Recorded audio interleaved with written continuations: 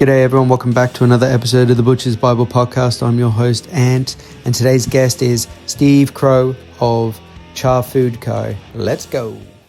G'day Steve, how are you, matey? I'm very well, Ant. Thank you for inviting me on. Absolute pleasure. And I couldn't think of a better way to spend a Friday evening. So Thursday evening. Thursday. Yeah. It shows where my head's at.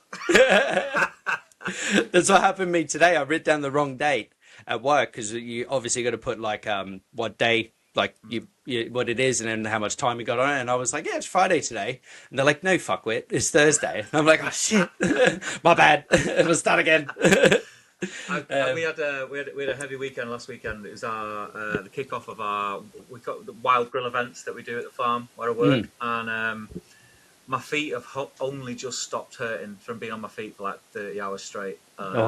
And then it's like, I've got to do it all again tomorrow. Oh, mate, I've done those festivals and all those like events and everything. And by the time you're like, it's all this big build up, and then you don't realize until you sit down, you're like, oh man, my hands hurt, my neck hurts, my back. Yeah. You're just like, it's your lower back as well. You're just like, oh. It's showing the age. Yeah, the thing is, I was talking to a few pals of mine in like WhatsApp groups with a few of my friends, and they were like, "Oh, we feel so sorry for you. You get to cook barbecue all the time. It's such a hard life you have." I'm like, no, I do have to work as well. Like, it's not. It is part fun, part work, isn't it? Yeah. So you got that good balance. Yeah, I'm very fortunate. I get to do a job that I love, but yeah, it's hard work.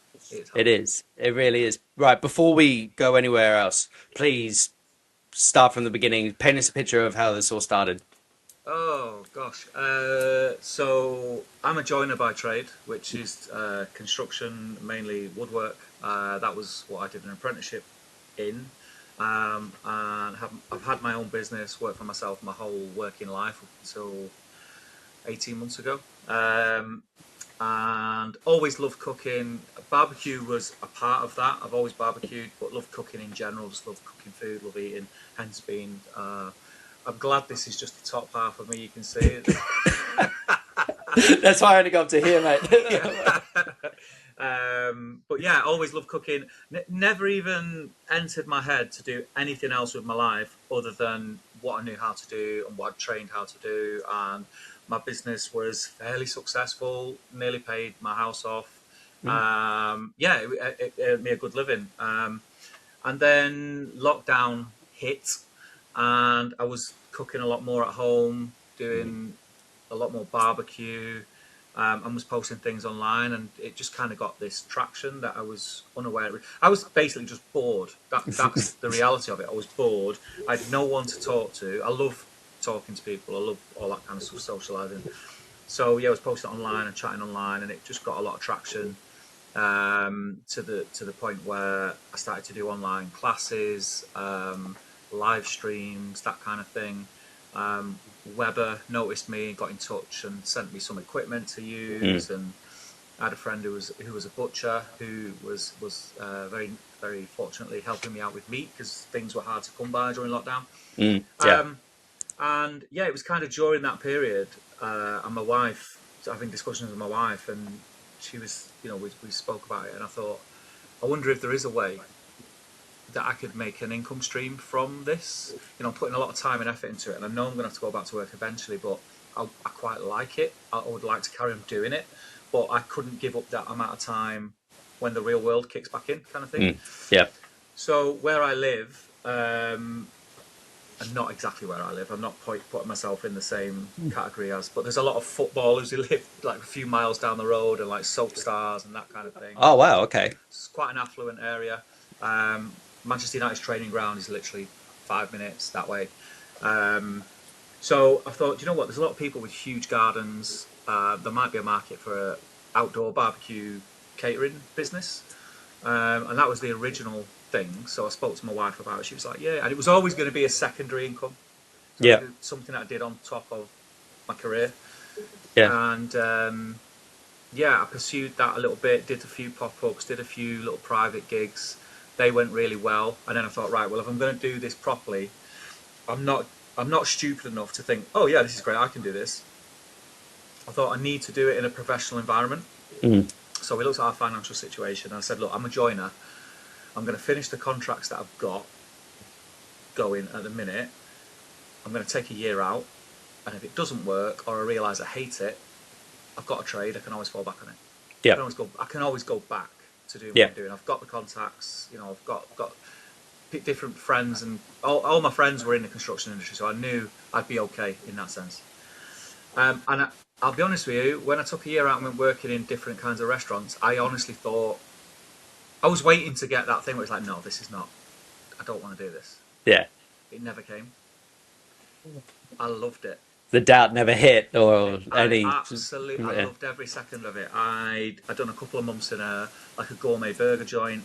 I did 4 months in a fine dining restaurant, and then I did about 6 months where I was actually running a kitchen in a smokehouse, and that's where the barbecue thing really took over. Yeah. And yeah, I loved everything about it. I remember when I first went in the fine dining kitchen, the sous chef, I think he kind of said to me, "This is not easy, you know. You're going to find it quite hard, especially at your age." I was like, "Okay." Oh. And then Oh. in my head, I was thinking, "You have never tried to get a team of tradesmen going on a Monday morning when they've been out all weekend. Some of them haven't slept. That's hard." And I always just kind of thought, the worst thing that can happen is someone isn't going to like your food. Yeah. And then you apologise, you give them a bottle of wine, you make them something else, whatever. So maybe I was a little bit blasé and a little bit numb by it all, but I did get caught up in it all and I absolutely loved it. And the fine dining restaurant, honestly, I learnt so much in that 4 months. I probably learnt more in that 4 months, that window, than I've ever learnt in my entire life. Wow. Of one subject, I was like a sponge, just soaking it up, and I loved it. Yeah. And yeah, from there, I then took the year out. We hit the year, and like me and my wife had another conversation. We're like, yeah, we could do with getting some more money in the bank. You need to go back to work. So I went back to work, and I was miserable. Yeah. Absolutely miserable. And I was still doing like pop-ups on the side. I think by then maybe I'd have started doing the podcast. And I was doing, I was the demo chef for where I work now, called Millington Hall Farm. So they do experiences and classes. And I was their demo chef for when they did live fire stuff, which I loved. And I got on really well with the owner. And yeah, I was still working, and I was miserable. And I was, you know, me and Marty, the owner, like we'd have a few pints after the demos and the experiences, and we'd be chatting. And I didn't realise at that point he was interviewing me. Yeah. I thought, this guy's my mate. We're just having fun, and we're just talking and chatting, and we're just shooting the shit kind of thing. And after a bit, he just said, "Do you want to come on board?" I was like, "What do you mean? Do you want demo chef full time?" And he's like, "Well, no, that's not viable for us. But do you want to come on and run the events on the estate? And you know, you're full of ideas, you're full of enthusiasm. That's what we need. With everything else." Because I was like, I have no idea how to run events. I'm a joiner. Give me a hammer and a nail and I'm your man. But other than that, I don't know what I'm doing. And he was like, no, but what you've got, we can't teach, but we can teach everything else. Yeah. So I was like, okay. I come home. I said, can I speak to my wife? He's like, yeah, of course. So I come home, spoke to Anna, my wife. And I must say, she's been super supportive. Like, super supportive. And she's like, just go for it. You know, if you don't do it, you'll always regret it. And like we said before, you can always fall back. If you don't like it, you can fall back. And I think she knew that I was never, ever going to go, no, I don't like this, because I got the bug. Yeah. So yeah, I accepted the job, and the alarm goes off now in the morning. It don't matter how many hours I do a week. I love going into work. I love it. I have the very fortunate position of I'm trying to create things for people to enjoy. Yeah. Doing the thing that I enjoy doing. So I know how fortunate I am. I'm very aware of that.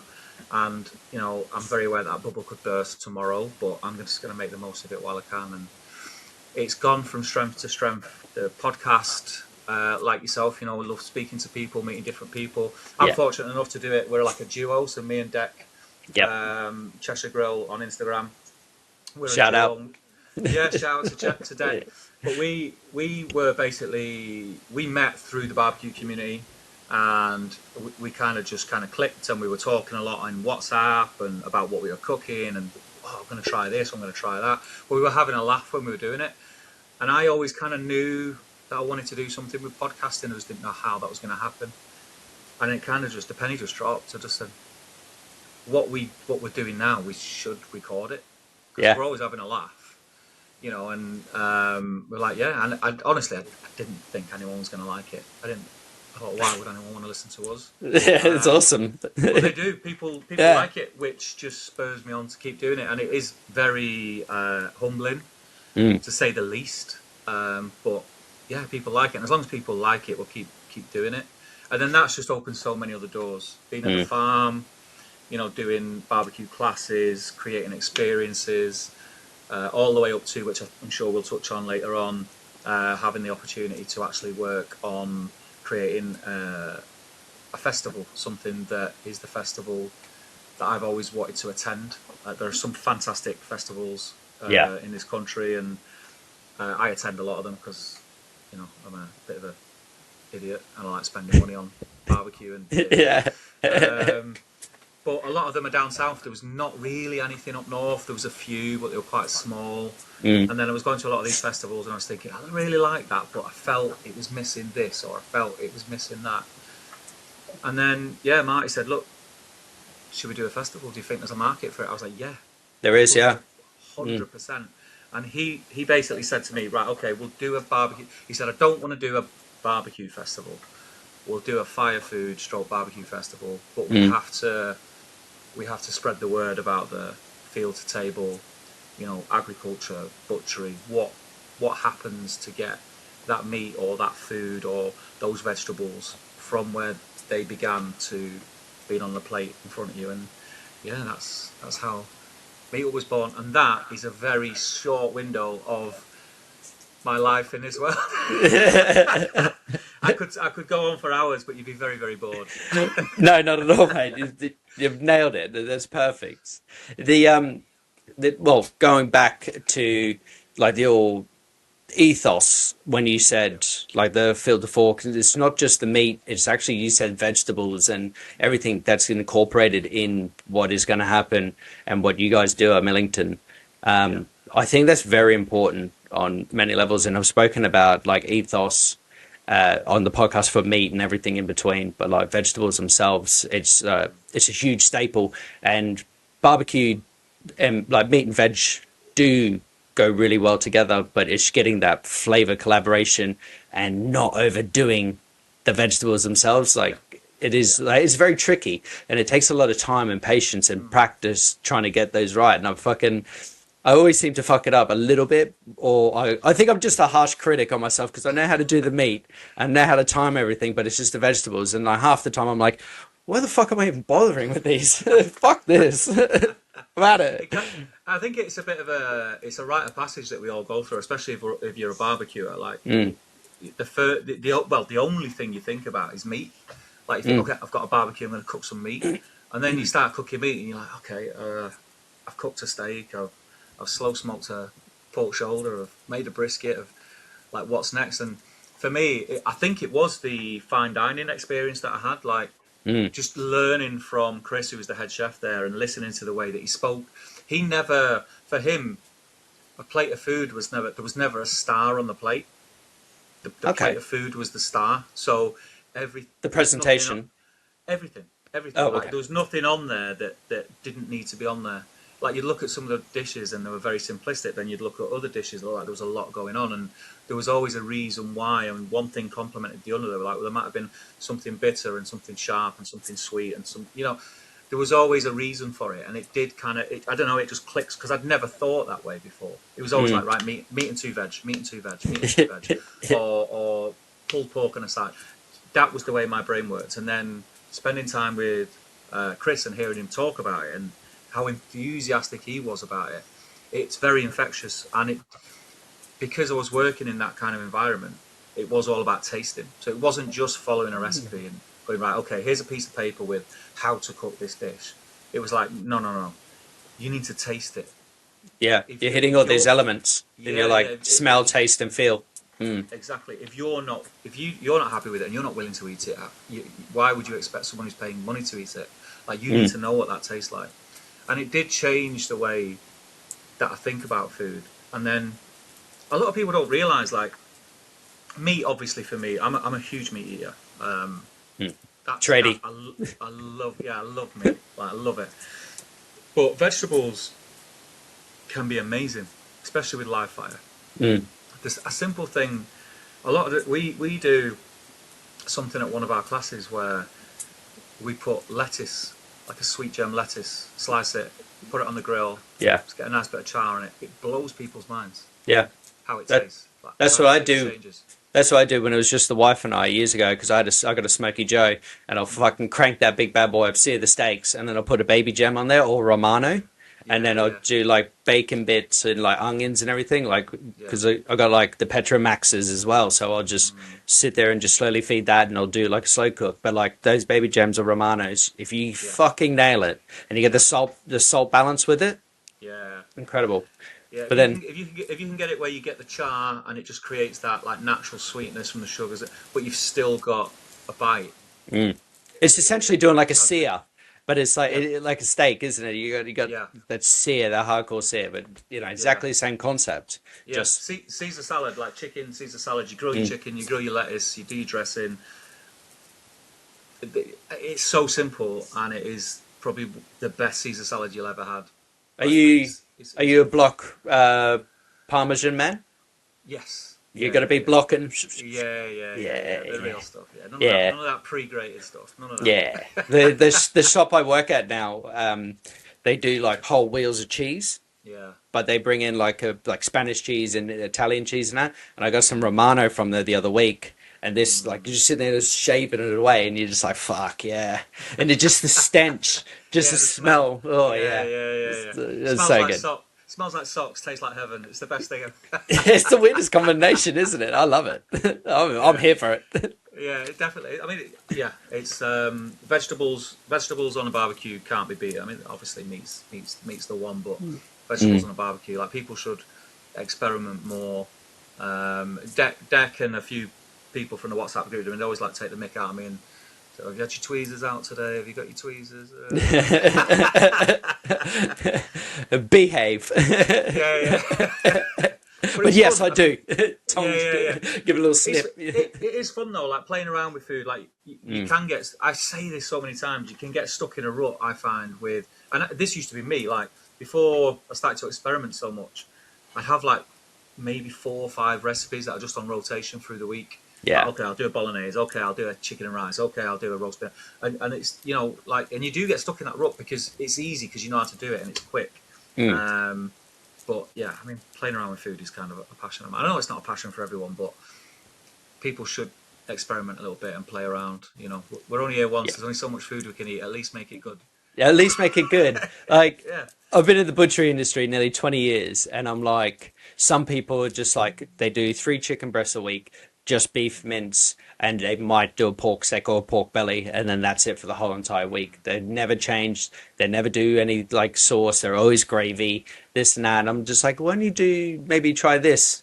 It doesn't work in my ethos, or like it yeah, doesn't, yeah, yeah, it throws them out of balance. I'm like, yeah, dude, yeah. there's so much great food out there and you're fucking dicking around with this. Oh my god, it's almost like driving the same shitbox Yes. Volkswagen, or like, and then going, oh nah, we're just gonna get the engine like Yeah, serviced yeah, yeah, all the yeah, way yeah, to the end yeah, till you die. You're like, no, I want a brand new car. I want to fucking go from 0 to 60 in like a Tesla in like 2 seconds or something. Fucking go. you know Push the boundaries, do something. It's Fuck. it's true. I mean, eating is one of life's pleasures.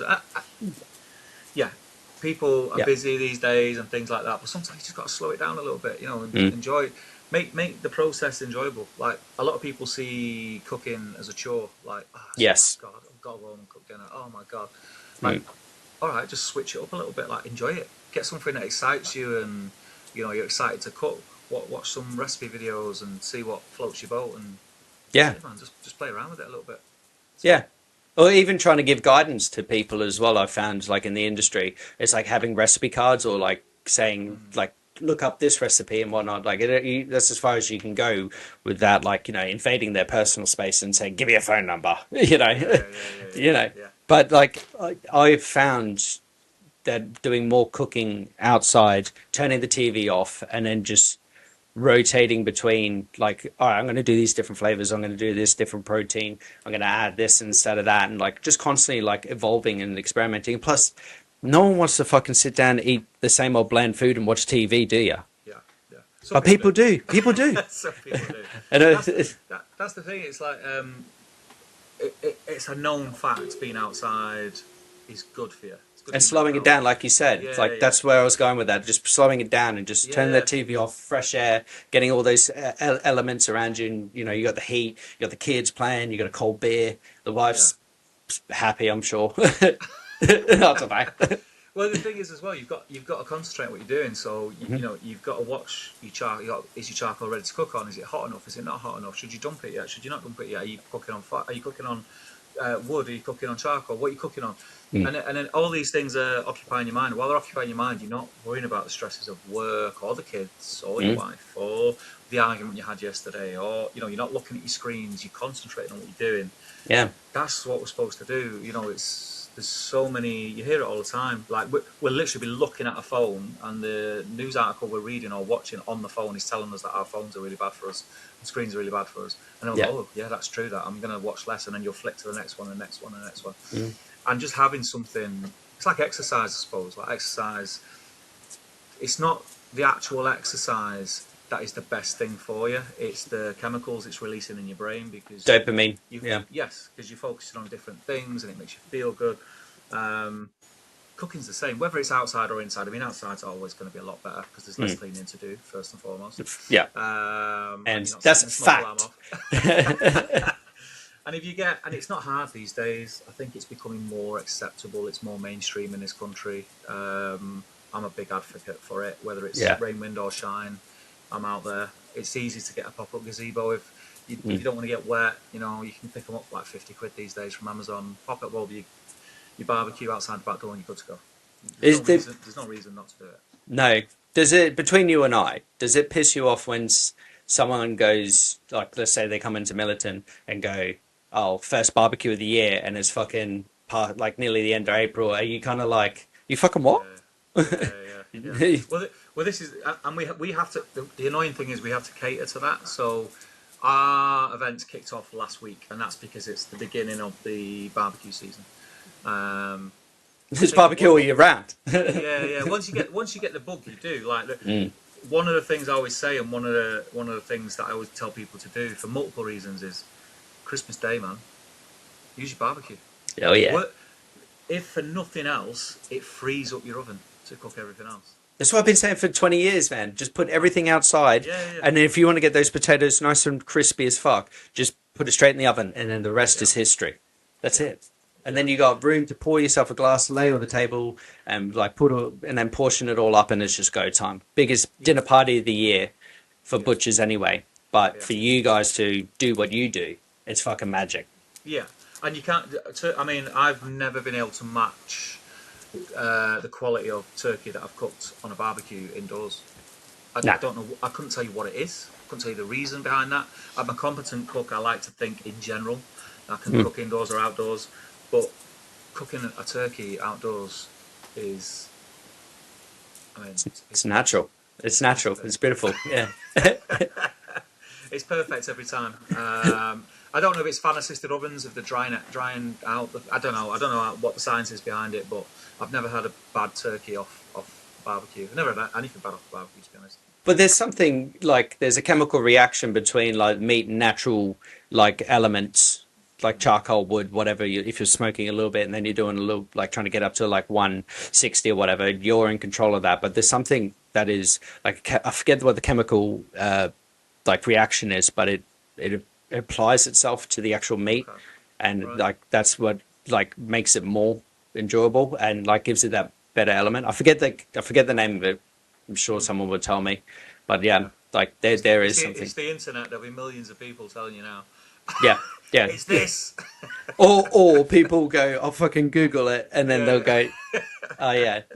But there, yeah, I can't remember what it is, but like when you do like you're smoking brisket and you get the smoke rings, it's exactly the same like Yeah, chemical yeah. reaction between the two. Well, there's a reason why. I mean, they say personally, for me, brisket is overrated. Yeah, I 100% agree. Say no There'll be more. people screaming now. I Uh, would rather have a beef rib any day of the week. yeah. But as using a brisket as an example, is probably the most like common example you could Mm. use. There's a reason why a brisket will always taste better out of an offset smoker than out of any cabinet Mm. smoker, pellet grill. It's because that's how it's supposed to be. Like you can't replicate it. It's like when you see chefs try to replicate smoke flavor in an indoor kitchen, and they're burning hay under a gastro, and they put. Mm. All right, you're going to get a smoky flavor. It's not the smoky flavor you want. It's not oak Yeah. smoke. It's not hickory smoke. It's not cherry. It's not apple. It's not plum. It's not this. It's not that. Mm. You're just getting a smoke flavor because you can't replicate it. Yeah. Nor do those So boys have time to like sit there and no, fucking stoke wood and keep yeah, putting a log on every 45 to an hour and then, yeah, can temperature gauge, you name it. It's and a lot of them can't. no, they haven't got And time. that's not a dig at chefs. Like a lot of them can't. They've been trained to do a certain thing. They do a certain thing very very well. Mm. When you are a live fire cook or a smoker, like you're very reactive. It's not you're not turning it up to 120 degrees and you know that's it and you can walk away and not have to worry. You're constantly making sure it's at 120 degrees. If it's windy, you're fighting against it. If it's Mm. cold, you're fighting against it. You don't get that in an indoor kitchen. And for me, that's part of the fun, though. Like that Mm. involvement and that instinctiveness of it. And Yeah. yeah, The I love cavemen. all that side of it. The caveman instincts kind of kick in and then you're kind of like determining like where the wind's coming from and all those other Yeah, fine facts of being in the British weather. yeah, yeah. I'm going through a bit of a sourdough cooking phase, Mm. just because it is so involved. Um, I Kamado grills, love them, and I've had every iteration. Mm. I've had Kamado Joes, I've had monoliths, I've had big green eggs. Love them, fantastic grills. Could not recommend them enough because of Yeah. how efficient they are. But there does come a point where it's like, okay, I know where that vent needs to be for it to lock in at 120. I know where that vent needs to be for it to lock in at 140, and then I'm done. I'm just waiting now. I'm just watching the clock. Are you I'm like, using a Somerset grills? so I'm very very fortunate now because of the job that I've got that a lot of brands do want to work with us. Yeah. So we do have a Somerset grill, which is phenomenal. Yeah. We've got a huge big Tagwood '06, which is a Oh. massive Oh. big thing, which is amazing. And we have recently, I've only just started using the Leviathan Arcadian, which is like a fire cage. Whoa. So we've been Shout using, out to them boys. yeah, Fucking hell. they're What a doing creation. they're doing pretty special things at the minute.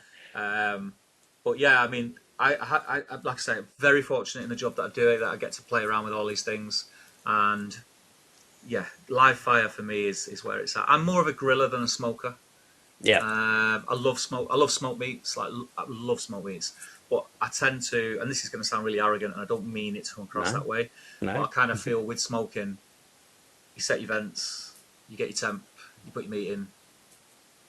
That's it. Bosh. Bosh. You're done. Yeah. I like the tinkering. I like to tinker around with things. I like to mess around. I like all the Hands on.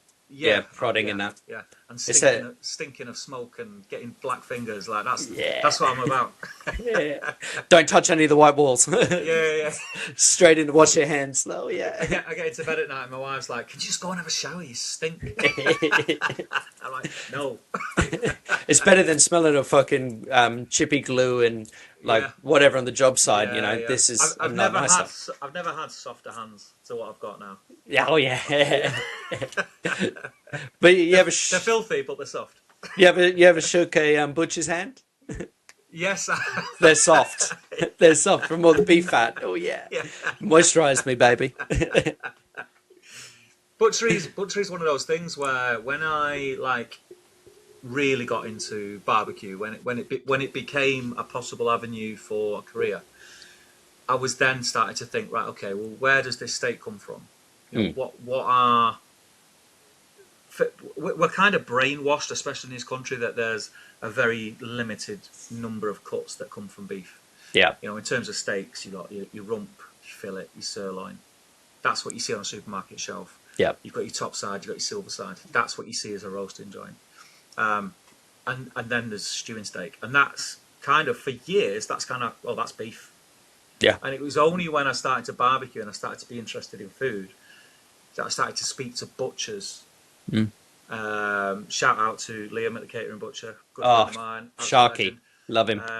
Yeah, John Rowlands, legends. Oh, beast. It was only when you start speaking to these guys and they're going, "Oh, have you tried this? Have you tried that?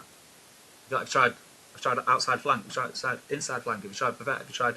And you're like, "I don't even know what this is. Just give it me. Just give it me, and I'll cook it." And then it just opens up this whole new world of the different cuts and primary cuts and secondary cuts, and it's mind blowing how many people don't realise the options that are available.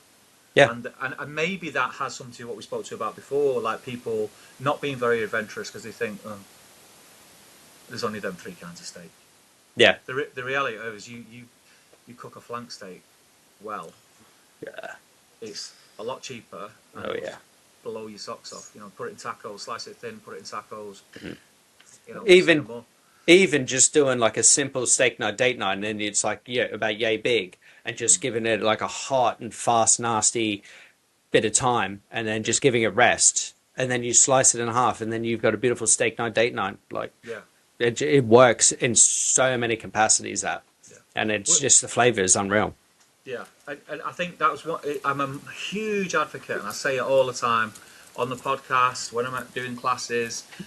Like, get to know your butcher. If you've not got a local butcher, find the most local butcher that you've got. Get to know them.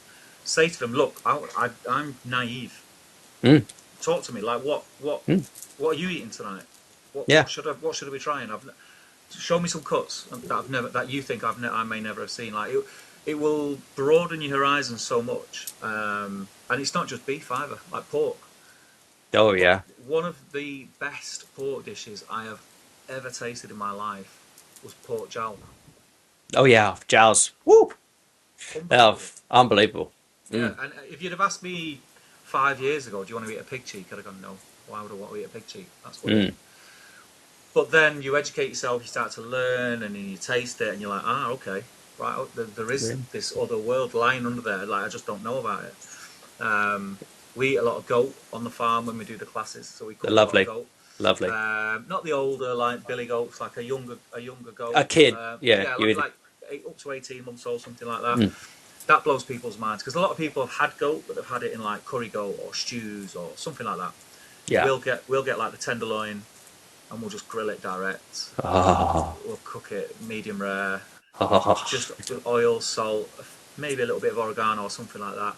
Oh yeah. And honestly, you can see people are like cautious, and I'm like, "Please, just taste it." And Have some. Then they taste it, and they're like, "Oh my god, why have I not? Where can I get that? Can I get that from my butcher?" I said, "If you've got a good butcher, the likelihood is yes, but you may have to order it because it's not common." Yeah. But we should be eating these things. Venison. Oh yeah, venison. We eat a lot of venison in Dorset. There's a lot of venison. It's like in most shops. There's one butcher shop close to me called Bracer Butchers, and they do nothing but game. And it's fucking flat out. Some of the stuff that they do is phenomenal. One of the classes we do called Game and Flame is just game. So we've got one coming up in mid-May, and I think we're doing like stuffed duck leg. We're going to make like a duck farce, stuff the leg. Yeah. We're going to have venison tomahawks. Oh yeah. A little bit of rabbit. We've got some wood pigeon because we have around the farm. We have a lot of shoots go on as well. Oh, brilliant. They have to cull like the local area, so we get a lot of rabbit, a lot of wood pigeon. I think we get a lot of Canada goose, but I'm not overly keen on Canada goose. It's a bit. Yeah, it's all right. Yeah, nothing like the British, whites that you guys do. They're like, if you're doing those, that's kind of as far as you go, and you don't want to fucking have the mess, or you want to set your barbecue on fire.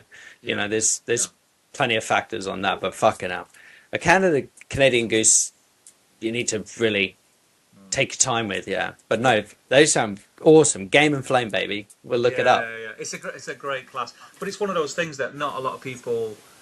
Game's a weird one, and I Mm. fell into this trap. Game is a weird one where people are a little bit scared of it, and I think I was to a certain extent. And it was only when you start, I think you have this preconceived thing of what it is. Yeah, Bambi. Yeah, and just I don't know, yeah, and it's just then you have it, and you're like, ah, fucking hell, that's gorgeous. Like, I've missed out for years on doing this, and like, what? Like, you can do this? Yeah, I can have this. I can do that. I can get like the fillets. Fuck me. And how much is it? Fuck all. Oh, especially venison. I mean, venison is so cheap, yeah. and it's such a luxurious meat as well. Like done well, like venison is unbelievable. Oh yeah.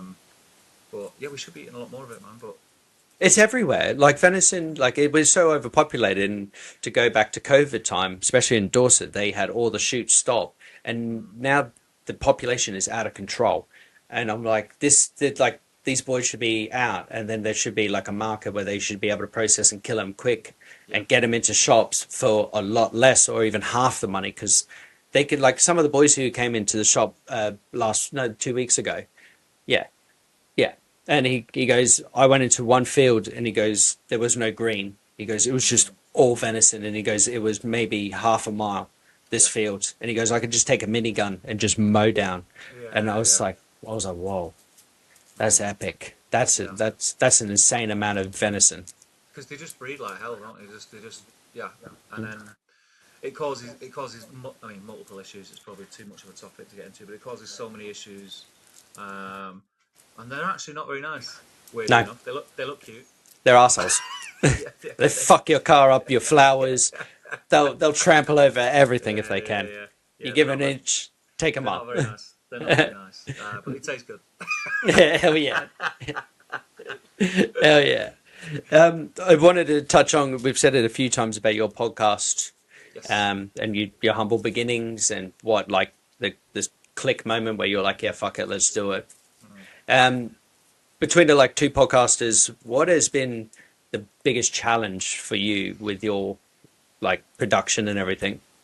I think for me, just because how you'll know this, it's quite difficult to find the time, especially when you work full time and things like that. And then thinking of, I always have this little voice in on my shoulder that's telling me like what I want to talk about. Maybe other people don't want to talk about or don't want to hear.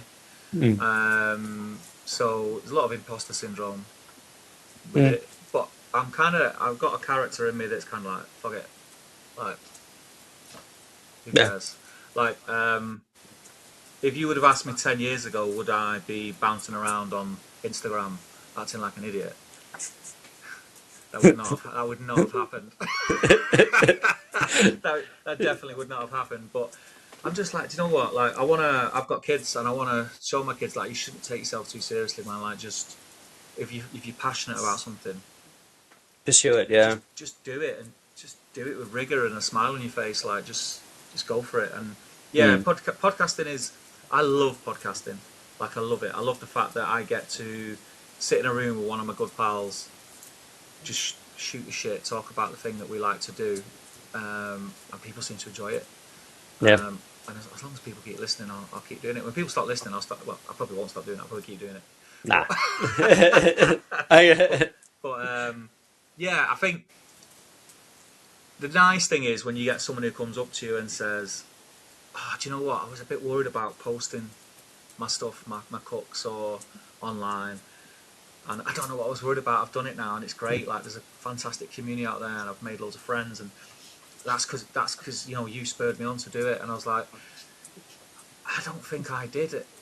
I mean, thank you. Like, that's amazing to hear, but I'm just like an idiot with a microphone. And if that's what it does, then that's a good thing. Yeah. That's a good thing, man.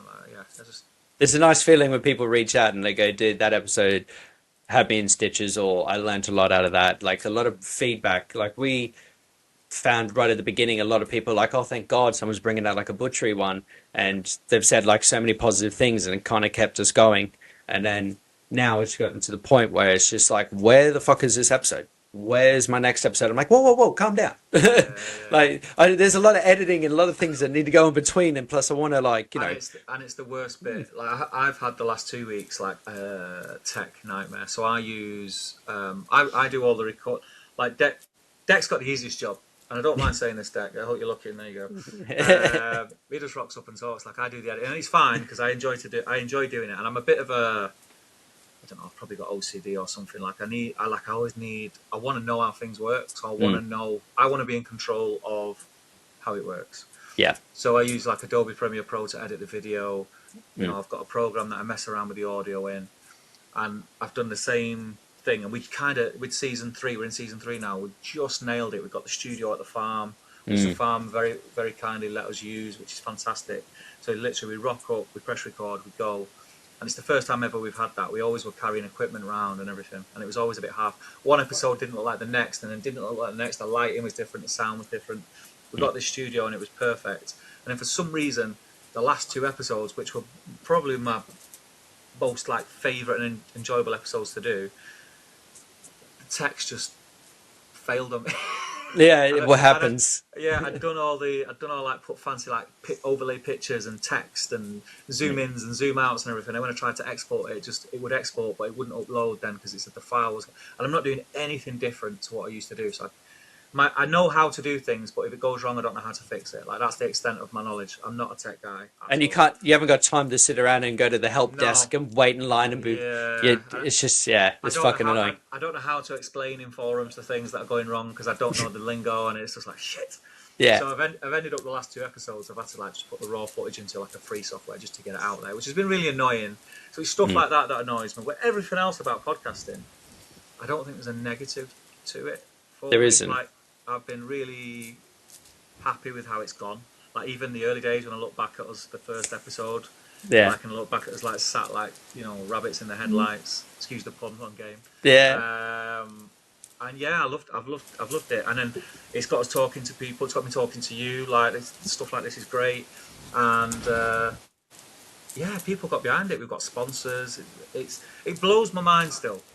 It's still a little bit. Sometimes I try to not stop and think about it. It is a bit crazy, but why not?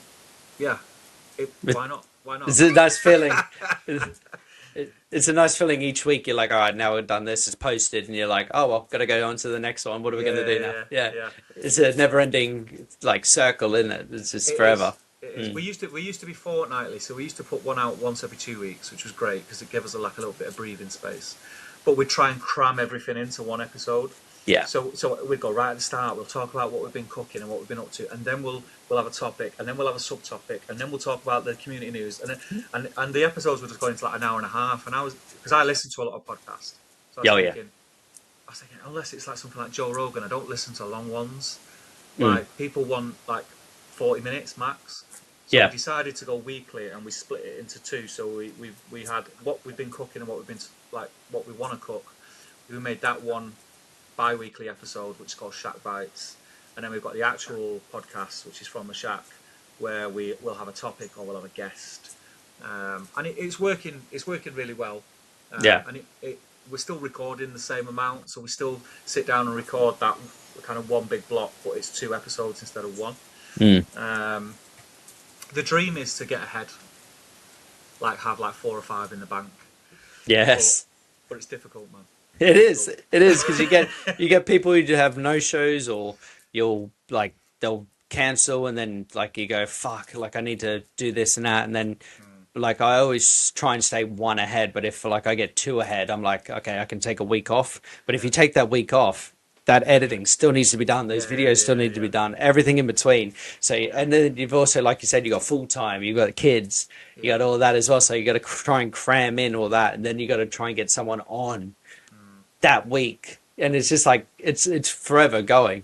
And then because I took a bit of time off of it, but it was harder for me to try and talk to people again and go, hey man, do you want to like come on or whatnot? And nine times out of 10 people like where, when, just like you were like, this is day I can't do, but I can do these days. And I was like, yeah, sweet, let's do this time.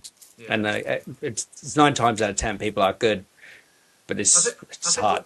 I think we're in a time and an age now where it's more normal now than Mm. it was. And I think also you're from like a more butchery background. I'm from like a more like cooking barbecue background. But in your world and in my world, it's similar. We're going to find people like my missus was over the moon when I started the podcast because I'd come and try to have conversations with her about I was thinking of cooking this weekend and I'm going to smoke it and I'm going to do it at 120 and I'm going to smoke about 12 hours and then I might confit it and she's like, shut up, Stephen, I'm not interested, just cook it. And I want to talk about it. She's like, I don't care. I don't care. That's I just want someone to talk to. well, that's what I did with my wife as well. I'll be like, for the butcher wars, I'm thinking this, and I'm gonna do this, and then maybe I do that, and I have the contrast, and I'll do this and that, and she's just like, I'm trying to read my book. Just Yeah. draw it or something, and I'll sit there and try and sketch it out, and I'll like and then I'll be like exactly the same, and then you know Luke when he came on and everything, and I'll be like, oh, this is what I'm thinking, and he's like, oh yeah, have you thought about that or breaking it this way or doing that? And I'm like, oh. Mm. Ah, yes. Because a lot of the shops I've worked at, I've always been the creative one. But when I go into other people, be like, what do you think of this? They're like, I don't know. I just, yeah. Yeah. You're just like, fuck, all right. Yeah. But Yeah. but now the shop I'm at now, we've got four creative people, Mm. and now they're like, right, like I've got this idea, and I'm like, right, show me, do your method, what's your coloring scheme, how we're going to display it, this and that. They'll go, okay, this is what I'm going to do. They'll do it. I'm like, right, cut that out. That's taking too much time. Maybe do it this way and then put it this and then we can display it this way because I got one gap over there. And then they'll be like, right. I was like, now the hard bit is doing the costing. Yeah. One of the guys goes, oh, this is easy. So he writ everything down, put it into ChatGPT, told Yeah. it all the prices and that, and boom. And I was Yeah. like, holy fuck. I was like, for nearly 20 years, I've been trying to figure out all these like 33% and yeah, fuck. All right, that worked. Yeah. But that Yeah. was brilliant. But that's the thing as well, like, and it's probably like every single kind of facet, every single Mm, industry that you've got creatives, and then you've got doers, and then you've got numbers people, and then you've got thinkers. And the thing is, they're all as important as each other. mm, I'm I'm quite creative, and I'm not bad with numbers, but my problem is, it sometimes feel like I've got so much. mm. Like when we have our creative meetings about the different classes we want to do or avenues we want to follow and different things like that, I find myself holding a lot of it back because otherwise I'll just go blah blah blah blah blah. I've got all these, and you Yeah. can't possibly do them all. We've got a 4-year plan at the farm currently of where we want to be and things that we want to do, and it's just for financial reasons and just time constraints we can't do everything that we want to do now. Yeah. So then we have to pick, right, okay, well that's the right thing to do now to get attention. That's the right thing to do then once we've got the attention, to hold and grab the attention. Then we can pull that into it. Then we can do that. And then we can go off site and do that. And then we can do this. And yeah, I kind of as a creative need those people who are a little bit right, we need to slow it down. This is what you've got to do. And it's like that with everything. The Millington Hall Farm at the minute is an exciting place to be. Mm. There's so much going on. We're in the process of creating the new building, which is going to be the house of the all year round barbecue school area, so we can do our classes all year round. Very exciting. We've just gone into partnership with Big Green Egg, so they're sponsoring some of the classes for the school. They're cool, man. Big Green Egg. They're like the most laid back, very easy company to talk to when it comes to like, this is a concept. Can you help? And they'll be like either no, but we can do this, or yeah, tell us what you want. They're like, I've always found that with them. Yeah, we've had a great relationship with them. Mm. They reached out to us, and were just very keen to. And this was like in the early days. This was before we kind of realised. I mean, there wasn't even a buzz around the farm then. Like a lot of people didn't know what Millington Hall Farm was, and they kind of seen what we seen. They sent a representative out who came on one of our wild grill events, and he loved it. And he obviously went back, gave us some great feedback to the powers that be. They reached out and like, look, we want to work with A similar thing has happened with other brands. I can't say too much now because no signatures have been made yet. Yeah. But yeah, I would say watch this space in terms of other brands wanting to work with us. Leviathan are very, very keen to work with us. We're very keen to work with them because Yes. I get on really well with Raj, who's the kind of he's the creative force, it seems. But as a team, they're fantastic. All the lads are really cool lads, and the stuff that they're knocking out is exceptional. Yeah, 100%. I see their stuff all like pop up from time to time, and I'm just like, oh, if I can get rid of my two barbecues, I could probably fit that there. Will the wife go for it? Well, I would Yeah. say watch this space for their kit that is aimed more at the domestic. Yeah, I So knew like, that was coming. yeah, I knew that was coming because it's just like, oh man, they need to bring out like a everyday Joe, yeah, like yeah. a one that's suitable for us. Because It's if I got one of those big bad boys, my wife would be like, "What the fuck now?" Because I've gone through like the Komodos. I've got a Traeger now. yeah, I've got Travelers. I've got all of them, and I'm just like, oh, maybe just one of the elaborate. yeah. Yes. It's crazy. I've got so at home here. I've got two monoliths, two Weber Master Touches. I've got a little. It's no longer around now. What's the brand? I can't remember the brand. It's like a fire pit. I can't remember the brand now. It'll come to me later. Begins with a Okay. No, it was a Canadian company, and it's like built like a tank. It's like a little fire pit, but it's got all attachments on it. I've got my smoker, and then at the farm it's just crazy, like because obviously a lot of brands want to work with us. Yeah. The Smoky Rebel keep bringing out stuff as well, and I'm like, oh yeah, Yeah, that looks fun. yeah, yeah. That's good. That's convenient. Yeah. Well, we're opening a retail store as well when the school building's done. It's such a big building that we're converting, so it's going to be split into three. So we're going to have the school, a retail space, and a dining hall with a bar in it that we're gonna use to hire out for corporate bookings and Oh, hire cool. out for supper clubs and things like that. So that's going to be super cool. We want to build like a social scene around the farm. Yeah. So on a Friday, Saturday night, people come and hang out at the bar, have drinks. Yeah. Probably have some grills going. They can get involved. They can, might they want to cook some wings while the Ryder Cup's on or the NFL's on. Go for it. Like fill your boots, do what you want to Yeah. do. So many different ideas of stuff. I do have to pinch myself sometimes Yeah. because sometimes I think how and why. Why me? What happened? I was Yeah, I was a builder, and now look at there, me. there was people who were far more experienced, far more probably viable to do this. I think it's because I talk a lot of crap, but It comes with it being a tradie, bro. so yeah, it's amazing. And then obviously now doing a festival, which probably something worth touching on. Not to railroad you in a certain direction. I don't know if No? you're aware of last October we did the community cookout. Yes. So the community cookout came about, and we're doing it again. It's actually happening next week, so the 25th of April is the next one. Oh, More okay. than, more than welcome to come if you can get the I've time. got something to show everyone that's going to be coming. I'll send you a few videos when we're finished Ah, here to show you what I've got going. I've got something big, and it's going to be cool, good. So cool, the cool, end of this cool. month is going to be fucking Yeah. unreal. Well, so when I took the job at the farm and we had our schedule out, so the guy who did the job before me, basically we should have had for the last weekend of the autumn season, we should have had an event on. So all the stretch tents were up, barbecue area was done, the marquee was already up, TPs were everything was there already. But whatever, there was a scheduling issue and there was nothing booked on for the final weekend before they come down. So the owners just said to me, he said, "Look, do you want to put a little event on? You can invite like 200 tickets, make yourself a few quid, just give me a drink out of it, like whatever."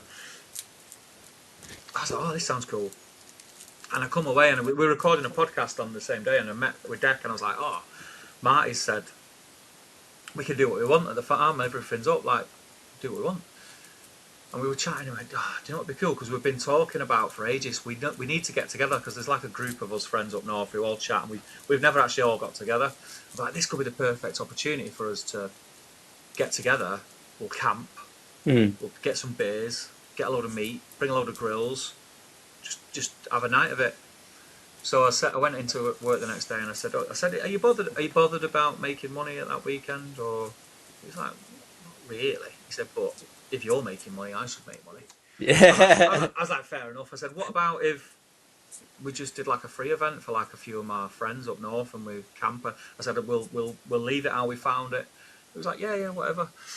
So I was like, oh, cool. So I started to speak to a few different people, and then they started to speak to other people, and then they started to speak to other people. And before we knew it, what went from being like a gathering of about 20 people was like 200 people Yeah. with vendors and sponsors, and it was a free event. So the farm swallows the cost. Mm. So obviously the farm has to put staffing on because it's a lot of people. Yeah. There's no charge. We take £10 deposit to guarantee your place, and the only reason we do that is so we can track numbers and make sure that if someone books 10 tickets, they actually turn up and doesn't put 10 other people off being able to get in. Mm. And then when you turn up on the day, we'll say, right, okay, do you want a refund for your deposit, or would you like 2 beer tokens? Most people get the beer tokens or drinks tokens. Yeah. And last October, we actually had to put it back a week because we got hit by a storm the day it was supposed to be, and it blew all the tents over and all sorts of stuff. We did it the following weekend, and it was glorious in October. The sun was shining, Yeah. it was amazing. But yeah, it's free. So we had, I think it was 200 people. Vendors got involved. So Alfresco Chapel from Chorley came. Steve and Adam, they set up shop. They were selling Gosneys. Oh yeah. Matthias from Banquet 1415, like the award-winning Argentinian Oh chef, he yeah. was there. We had Kendo Grills, loads of people there. I'm sorry if I don't mention everyone. Like, it's been a long day at work. Yeah. But there was a lot of cool people there. Catering Butcher sponsored it and Yeah. basically supplied all the meat for free. Oh wow. So not only was it a free event to attend, there was just meat to cook. So people were coming. Some people were coming. They were bringing their own barbecues and camping, and just cooking meats. Matthias from Banquet 1415 was just cooking meats. He got from I Devour in Ireland. He got a load of meat off them. Just cooking meat and giving it out for free. That's incredible. And he wasn't the only one. Like, everybody was just cooking meat. Here you go. Here you go. Here you go. Giving it out for free. Unreal. And, That's a community to get behind. yeah. And those are the kind of people you want to keep around as well, because if they're willing to do that, like imagine what they're going to do in the long run. That's what put us on the map. Yeah. That's what made Millington Hall Farm be this thing that people had heard of that do the odd class, to be, okay, they are interested in this world and they want to be part of it. And not only they want to be part of it, they want to fly the flag for it. And yeah, we're a business, we need to make money, so we do classes and we have experiences and things like that. We're not able to do the things like the community cookout unless the business is successful. But the community cookout is the thing that we do, that is our way of saying thank you to everyone who comes, gets involved, supports us, shares our posts, likes our posts, comments on our posts. And that was where Meetup spurred from. Yeah. Everybody that was there was saying, why don't you go bigger? Why don't you go bigger? Like, we can't go bigger. There are laws and limits to what you can do with a free event. We would have to charge, we would pay. And I was like, okay. But the same thing happened. It was like, okay, well, what if we did an event at the farm and we charged £20 a ticket? And it was like, okay, well, if we charged £30 a ticket, we could do this. And all right, well, hang on, if we charged £40 a ticket, we could go a mile up the road, get the huge big showground. We could have a music stage. We could hire music acts. We've got Inspiral Carpets, we've got Gomez, we've got Blue Tones, we've got Craig Charles DJing on the Saturday night. It's turned into this huge thing that the North has never seen. And Marty, the owner, like me, is very keen. One of the things we always do when we do the classes, we hit home about where that meat came from. So when we're doing the classes, the meat that we use is from the local farms. We've got Fenton's Farms, which is just up the road where we get all our pigs from. We've got the farm further down in Knutsford where we get all our goats and lambs from. it's all local. Anything that we need, because they're smaller farms, they can only supply so much to us. So anything above that we need, we use Catering Butcher for, which Yeah. is 30 minutes up the road. Um, and it's all traceable. It's all UK meat. Um, we knew that if we were doing a festival, we wanted to champion that. We have a lot of farmers as friends in and around where we are. We're not a working farm, by the way. It was derelict for 15 years. Oh, yeah. We got 26 acres of land. It was triple that, but HS2 cut it in half. Because they can just take land, so they cut it in half. So it wasn't enough land to farm. Marty took the farm on as a base of operations for his other businesses, but then just really just got integrated into the community and wanted to make something happen, which is what he did. Meatup was born. We knew it was going to be barbecue, live fire. We knew we needed music to get the general public, families involved, because if we just went down the barbecue route, it's too niche. Yeah. Got to hit all the avenues on it. That's it. And we've got a lot of, I've got a lot of butcher friends, and I feel, you probably feel very differently because you'll be more aware of what's happening in those circles. I feel there's not a lot going on that says these guys need someone to stand behind them and go, this guy's a legend, like look at what this guy can do. Not only the skills that he's got, but the things that he can do for you and your family. He can tell you what you should be buying if you're on a budget, what you could do with that food, what you can do with that meat, the types of meat that you could get. People have this thing about butchers and the local butchers that it's going to cost a fortune. The reality is that I found is that if you, rather than look at the price per steak or the price per chop, if you look at the price per kilo, it's very negligible. Yeah. But when you look at the quality, that it's superior. It's superior, yeah. It's fast. You can ask your butcher what breed of pig that pork chop come from. You can ask him where it's come from, when it was slaughtered. You go into a supermarket, like you don't know where it came from or how it was done or whatever. It's pork. Oh, okay. How long was it in a cage when it come off the wagon, sat outside the supermarket before it went back in the fridge? Yeah. Would I eat a medium rare pork loin from the butcher? Yes. Would I eat a medium rare pork loin from the supermarket? No. No, thank you. No, thank you. and it's things like that we wanted. We wanted to do it, but in a non-preachy way. Now, I can't do that. I'll say it how I've just said it, which sounds preachy. But someone like yourself, or someone like Liam, or someone like John, or Richard Silverman, the craft butcher, those guys, they can say it in a way that doesn't sound preachy, because they're passionate about it and they can speak passionately about it. I can't do that. So we thought, well, we need to give them a stage because I'm really interested in what they do. So if I can't be the only person who's interested in what they do. So butchery was always going to be a part of Meatup. It just goes in hand with barbecue anyway. And then the next step from that is, okay, well, where do the butchers get the meat from? Let's go further than I'm going to ask my butcher where it comes from. Where do they get it from? It's like, well, they get it from the farmers. They get it from the people who are rearing the beef, or the pork, or the lamb, or whatever it is. So we're going to have a farming and agriculture area as well, which is just going to celebrate that thing, which is very prevalent in the news now in this country, because no matter what your thoughts are on farming, they're getting shafted. It doesn't matter what way you look at it. You might look at a farmer and go, oh, he's got a tractor that costs £250,000. He's got a big farmhouse and he's got this. It's all on tick. Yeah. It's all borrowed against. Yeah. We did in the early days. We did segments on the rides in France and Belgium and all that.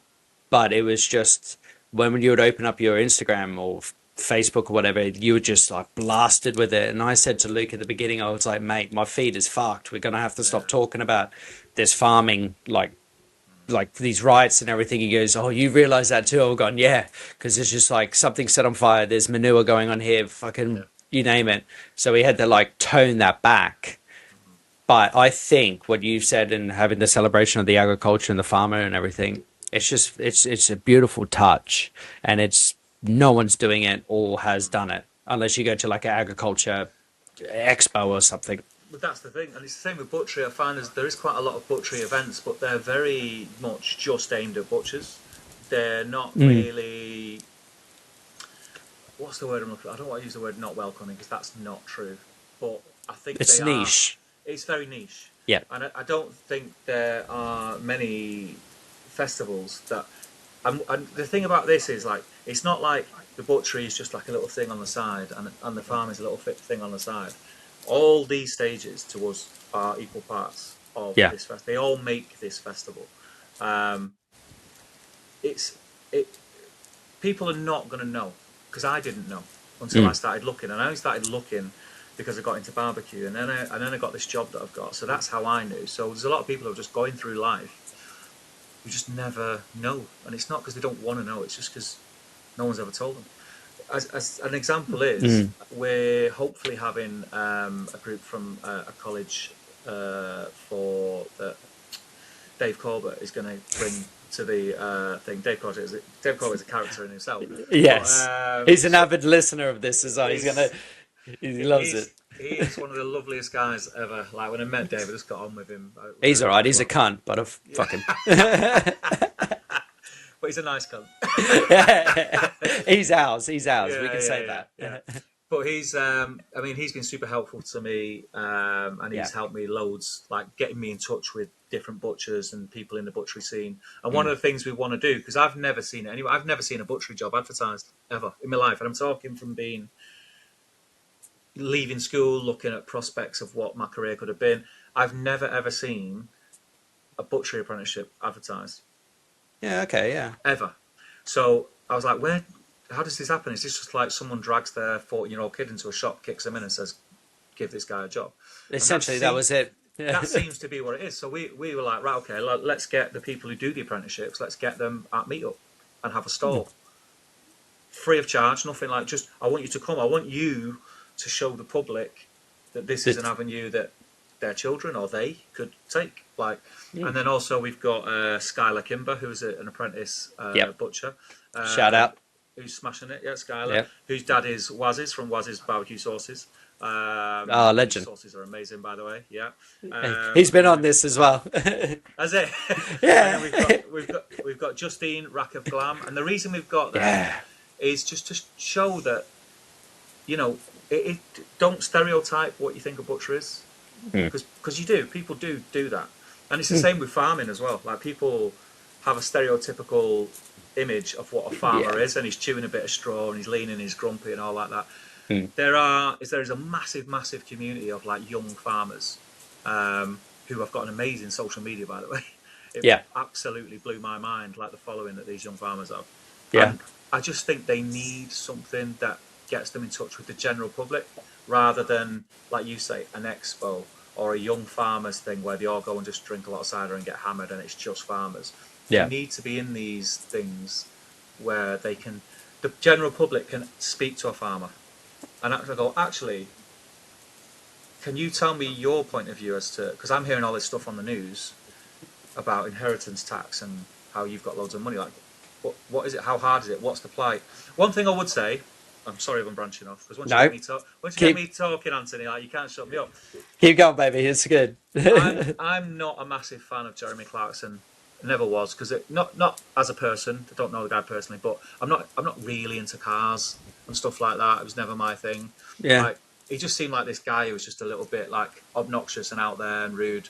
That was my vision of what Jeremy Clarkson was. Yeah. And then over Christmas, I just so happened to watch 2 episodes of Clarkson's Farm, Yeah. and I was hooked. And I just nailed like 4 series or however many series. Yeah. And I learnt more about British farming from Jeremy Clarkson than I could have anywhere else. Yeah. And I was like, Oh. shit, man, like these guys are struggling. Yeah. Like everything is again, not just taxes, not just this inheritance tax, not just the image that we have of them, like Mother Nature, like Yep. could ruin a year's takings for some of these farmers, and it just blew my mind. And it was all these different things and learning these things about butchers, about farming. I thought I need this to be part of what we do. Yeah. Like if it helps one person or if it influences one person to take more notice, then that's one more person. Yeah. Because it's it's a travesty what happens in this country and how certain things are treated and how things like butchery isn't championed enough. Yeah. And the farmers are getting shafted. And we have some of the best produce in the world. Yeah. Fact, not I've necessarily I've factual. said it for years, especially I've said it many times on here. Your lamb, especially Dorset lamb, is hands down the best lamb I've ever played with. It is just it's phenomenal. Yeah, Like Australia does great beef, yeah, but you guys are fairly close, and it's yeah, fucking awesome. yeah, And what you said there is just summarized like what I've been saying for fucking 2 years of podcasting and then 20 years nearly in the industry of saying like yeah, this is it. yeah. And the thing is, if nobody kind of stands up and says, "Hang on a minute," like I'm not saying I want to like glue my hands to Parliament or anything like that. Like I'm not one of them weirdos, but Mm. that people need to realise that if something's not done now, when we lose it, if we lose British Mm. farming, we ain't going to get it back. No, Because it's once gone. it's It's gone, it's gone. gone. Once that horse has bolted, it's gone. And the fact of the matter is, if the only options we have for meat are from what Mr. Tesco or Mr. Morrison's or Mr. Asda wants to put in front of us, we are fucked. Or unless we go and just put all these animals in our back of our house and just try and rear them, and then we got to somehow find an experienced slaughterman and try and kill these humanely. Like Yeah. that's the lengths it's going to go soon. Or we all just go to Millington Farm and just pick out what animal we want and fucking kill them. Very true, very true. Please buy Yeah. your tickets now, www.millingtonhallfarm.com. It'll be in the link. Don't worry, baby. We're gonna promote it. But the other thing is, like, even coming away from like meat, like milk, like dairy Shafted. farmers, Shafted. shafted. They are getting paid less per pint than what it costs to make it. Yeah. Currently, right now, today.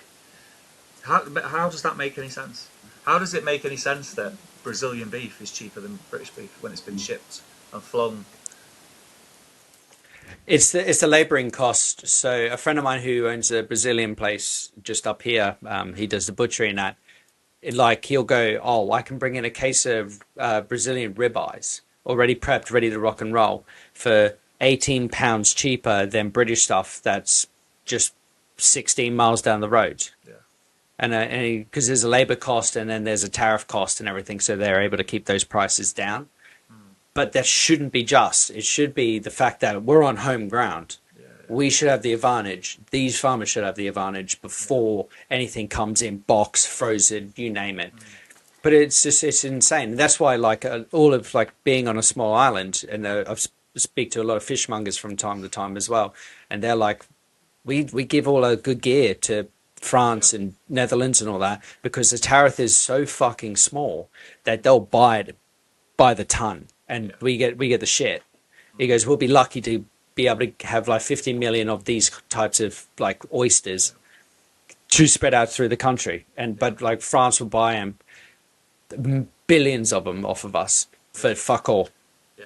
And then you get a lot of people like they're crying on about like animal welfare this, animal welfare that. The fact of the matter is we have so many things in place that ensure animal welfare here. But then a majority of people are buying imported stuff. Yeah. That the animal welfare is a lot less. Yeah. So it doesn't it's you've got to practice what you preach. And listen, I'm not one of them shouty preachy guys. And you know, money is a thing that affects us all, and you can only afford what you can afford. I say the same thing all the time. I'm not telling you not to go to Aldi and buy your meat like four times a week. What I'm saying is maybe that one time a week, one time a month, or that special dinner, go to your butcher. Like, don't just think that's your options. Those three steak choices are your options, and it's like chicken legs or chicken wings or chicken thighs. Buy a chicken. Go to your butcher and buy a chicken. That's 3-4 meals from Easy. from one chicken. Ask your butcher how to butcher it in a way that you don't have to buy them in packets. It depends how busy we are, but yeah, by all means, by all means, trust me. Like, don't do a Saturday afternoon or whatever. Yeah. when there's a queue behind. But yeah, I mean, like, you know, butchering a chicken is one of the simplest things ever, right? And it's Yeah, it's fun. It depends what you want to do with it. You could have separate your thighs from your drums, and you've got two dishes there, or you could keep it as a chicken quarter, or then you got the breast. You can have like chicken supremes. You got the Mm. wings, and then you got the carcass. Make your own stock. Again, it's all sounds like a lot of effort, but we all preach about how we want to be better humans and do this and do that. Like, actually, Yeah. do it. Yeah. You Practice know? what you preach as well. Yeah, And just it's small changes. I like the fact that you said, oh, like don't I'm not saying not to go to Aldi's, but like maybe just one day off you've got, go, I'll get 500 grams of mince and then 500 grams of braising. Balance that out with like what you're doing, and you can taste and smell the difference. yeah, But steer yourself away from the supermarkets and those plastics and everything. And like you said about farming, once it's gone, it's gone. yeah, Your local butcher shop is exactly the same concept. Once that shop is gone, it's gone. And then you're always that person as well. When as soon as something's gone, you're like, fuck, I should have gone there. yeah, yeah, And then it kind of sits with you. But yeah. like that is the same as us. And there is I want to also go back to what you said like about the humane like killing and everything as well. A lot of people take those videos as that's like the norm, but like there's many factors to play when you see some of those shit videos. Like some of those people are on very minimal money and they get per cent or per p per kill, Mm, so they're on like they have to get like 150 kills just to make what we make yeah, in half a day. yeah, There's a lot of factors in that as well, and you don't know what someone's home life is. You don't know what any of those is, and they're just having a bad day. And mm, some of those videos, I've seen them. I've seen them. I'm like, that dude's having a bad day. Like, yeah, yeah. or there's something going on. Like you just don't know. Yeah, but like money is a factor in that. Mm. You know, and it is. And no one should really take these short clips No, as that's the norm, because there is humane ways of dealing with these things. There is humane ways and practices and fucking guidelines, and the amount of money that these places have to spend to even just think about staffing. yeah, There's so much that goes into it, and people yeah, should be more appreciative of that side of the fence, yeah. because it is grim, but it does have a place in the nature that we live in. Listen, you know, as meat eaters, I don't have anything against vegetarians. Weirdly, I don't have No. anything against vegans either. They're awkward as hell, but I don't have anything against them. Yeah. It's and I'm jesting when I say that, by the way. But it's listen, like if you don't want to eat meat, don't eat meat. That's fine, right? Yeah. I eat meat. It's not just me eating meat. Like if you go back, like your ancestors, like they eat meat. Like we are carnivores. Like I Mm. don't. That's fact. There's no playing around with that. Also, I really don't understand a lot of the criticism that butchers get from that side of it. Mm. It's you can this is getting like we can start going into conspiracy theories and all sorts. It's getting late. It's getting late in the night. Right? It's Yeah. getting late in the night. But plants are living creatures too, right? Yes. They're living creatures. Like and Yeah. again, if that's the rabbit hole that you want to go down, Google it. There's a lot of research now that proves that Mm. plants are aware of Fibers. creatures and They they have. speak to each other's. Mm. Fungus and mushrooms again is like next level again, and then it's stuff like avocado farming, the damage that does to environments, and you could find the Yeah. wrong in whatever it is you want to find the wrong in. Yeah. I'm not having a go at you for having avocado on toast. Please don't have a go at me for having a steak. Yeah. I'm not saying you should be eating steak. Please don't tell me I shouldn't be eating steak. Yeah. Just let me eat the steak. Yeah. That's it. I'm not hurting anyone. You say, oh, you're hurting the animal. Well, not really. It was reared for this reason. It wouldn't be here otherwise. Yeah. That's the fact. But, Did you? Fun fact. So when you cut your lawn, and you get that fresh smell. Yeah. That's I know what you're going to say. yeah. Go on, Anthony, say it. No, I don't want it now. It's the grass crying. Yeah, it is. It is. Yeah. Yeah, I do yeah. because that's a defense, like not defense mechanism, but that's like to let off to say that like we've been attacked. That fresh smell. Then like why are any other plants any different? Mother Nature has been here for longer than we have, and like it has all connected and entwined, and everyone's like, oh, you should be out with nature. And if that involves being on a field with the farms, like that's all nature. Like it all has a place in the ecosystem. Why do, you know, you have an ocean. Oh no, hang on, that's the wrong concept. I was saying like in the jungle and the ecosystem that the jungle has, they all live in harmony. Why are you attacking me? Yeah, You know, usually the jaguars are the ones after the fucking wild boars, and you're the fucking yeah, wild boar. yeah. Like, piss off. And where do we go when we die? Where do we end up? We're, Apparently, there's a we're, soul back, we're, back, catcher. we're back in this cycle Yeah, of we end up being fertilizer for the plants, and the plants start eating what's left of us, yeah. and da da da da da da da da. Like we can Keep. regurgitate everything and keep Yeah, going, and you're always going to find an argument for whatever, like I said before, what it is you want to find an argument about, yeah. and then there's always a counter to that. I just don't like this kind of very judgy. You shouldn't be doing that. You shouldn't be doing that. When this is what we've done, like from the beginning of time. Yeah. And anyone who's keeping their cat vegan, that is cruelty to cats. By the way, That's cruelty. Any animal that is being force fed things that they're not like naturally meant to have, like that's sad. Those poor things can't tell you, no, and you basically got a hostage. Stop cutting the grass and making them cry, and yeah, feed your cat some fish. it is true. We watch too much Joe Rogan. I can tell me and you are on a. Yeah, yeah, right. But again, it is true, and like I say, I have absolutely nothing against vegetarians. And some people are, they might not eat meat for it could be medical reasons or it could be religious reasons, and whatever it is. Like, I respect that.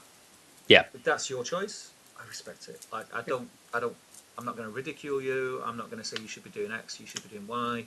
Please don't do that to me either, because yeah. that's Don't come at me. Yeah, it's not cool. It's not Yeah, cool. don't be that asshole. Yeah. Right, before we head off, please tell us Meetup. Where did we get tickets? How do we get in touch? What do we do? So Meetup is taking place on the 1st and 2nd of August at Ashley Showground in Altrincham in Cheshire. It's a 2-day festival, Saturday and Sunday. If you're camping, you can arrive on the Friday. You get a little bit of a party night on the Friday in the campsite. Camping is going to be really cool. That's where you're going to get the best experience, because we are building a communal cooking area in the camping site to kind of, the idea is get people to get talking. So then even if you go as a couple, or if you go on your own, or you go as a group of friends, you'll get talking to the people who are camping around you when you're walking around the festival over the weekend. You're like, oh man, how have you been there? Have you seen that? And it feels friendly. That's the vibe you want. You can get tickets from www.meetupfestival.com. They are on general release now. The response we've had so far has been, I don't know what the word is without swearing, but it's been beyond expectation. We had a thing that we needed to hit, and we blew past that a long time ago. So much so that Ashley Showground is made up of a number of different fields, and the field that we were going to be on after, I think, the first night of pre-release sales going on sale, we knew we had to go into the bigger field. So Oh, wow. we are there. This year is going to be fantastic in terms of the people who are involved. The names we've got involved. We've got Connor Ringrose, we've got John Rowlands, we've got Liam, of course. Yeah. We've got Rich Silverman, we've got Dave Corbett. Who else have we got? Luke Rekovic. We've got Luke Rekovic. Yeah, Yeah. fantastic. I found Luke because I'm a big fan of Luke's art. Yes. I need to have a chat with him because I need a logo for my podcast. Yeah, he'll sort you out, mate. He'll do I it. want to have a chat with him. I might wait till he's had a few beers and then see what I can get out of him. On the fire stage, we've got Genevieve Taylor, we've got Marcus Borden, like legends in the barbecue scene. Yeah. We've got James Peck and Jamie Pickles, who are restaurant owners in live fire restaurant owners, like amazing chefs. Amazing. We've got Dan Merriman, last year's MasterChef Professionals winner. So many more. We've got Shropshire Lad, loads of people. John Wilson, who is probably a little bit lesser known in terms of popularity and people who have heard of him. But John Wilson, I need to give him a shout out because he's a very good friend of mine. He wrote the Barbecue Community Cookbook, which was written by the barbecue community. So I think he's got 200 recipes in, each recipe by a different person in the barbecue community who's quite prevalent and posts on Instagram a lot and is very friendly and He's already Yeah. got 2 other cookbooks in the pipeline, and John is just an absolute legend. All the proceeds go to charity, Yeah, so it's that's amazing. incredible. It goes to a Wow. mental health charity for kids and a cancer charity. Um, I'm not going to speak for John, give the reasons why, but they are very touching reasons. Yeah. And yeah, he's doing some phenomenal work. So John Wilson, I needed to give him a stage to do his thing because he's such a cool guy He's and cool, yeah. a very talented cook as well. And then we've got the farming stage. We've got a good friend of mine, Annie Wynn, who does a lot of work in and around social media for UK agriculture. And through her contacts, she's been able to pull in a lot of different people from that world. We've got Ashley Wilson's podcast who are coming and doing live podcasting Q&As. Yeah. We've got Eden Hill, who's Lancashire Farm Boxes on TikTok and Instagram. Huge Nice. following. She's Yeah. coming to have a chat about how farmers can diversify and use social media to help them create a Get generate the, income. yeah, Yeah. far out. Cool. It's amazing. There's so much going on. Oh, and we've got Frank Carr from Leagate Farm who raise beef Wow. in Yorkshire. So he's Yeah. coming. And he's coming with Gav from Yorkshire Craft Butcher because they're very good pals. That's it. There's a lot. I probably missed loads of people. I do apologise, but there is some amazing names. And for year one, the fact that so many people have got behind it and just said, "Yeah, I really love this idea. Can't wait to get involved." It's blown me away, and I can't thank people enough. So yeah, that's it. Check out on Instagram, Facebook. Go to Millington Hall website, book a class, come and hang out with me. We'll eat meat, drink beer, and have fun. And Yeah. yeah, that's it, man. That's awesome. Oh, you forgot 2 people. You forgot Ben Tyndale and you forgot me. Ben and yourself. I mean, I thought they were givens. No.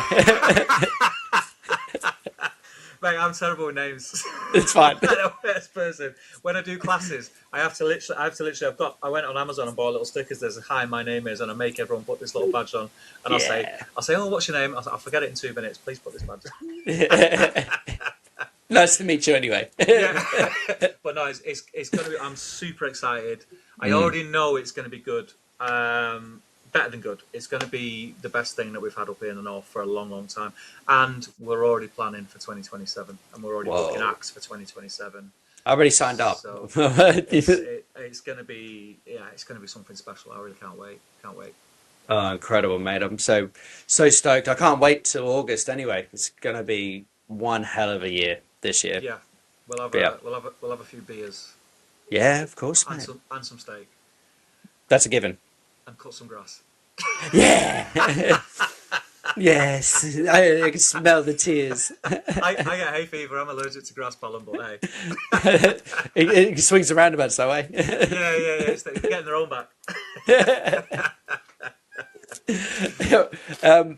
Please tell us your podcast name and your Instagram. So the podcast is From the Shack Podcast on Spotify, Apple iTunes, all that kind of stuff. And I'm one of them idiots who have like multiple Instagrams. So my personal Instagram is Charred Food Co, all one word. We've got Millington.hall.farm for the farm. And then we've got Meatup Festival for Instagram. And then we've got From the Shack Pod as well, obviously for all the podcast stuff. Got 4. Yeah, 4. There is 2 more, but Your Instagram must be just going haywire. Yeah, man. I make life difficult for myself. Nah, it's all part of the fun, isn't it? It is fun. It is fun. And it keeps me in touch with cool people, like the amount of people that I speak to, like yourself, we've never have met or chatted, and I've had an absolute blast, mate. It's been great. Oh, mate, I've loved this. This has been absolute fun. And I look forward to like seeing you in person in August time. Yeah. And you should try and get up to the farm. Try and come to the farm. It's a 5-hour drive for me, but I'll see if I can fly. Well, we've got, weirdly, we've got a lad. Where are you based? Dorset.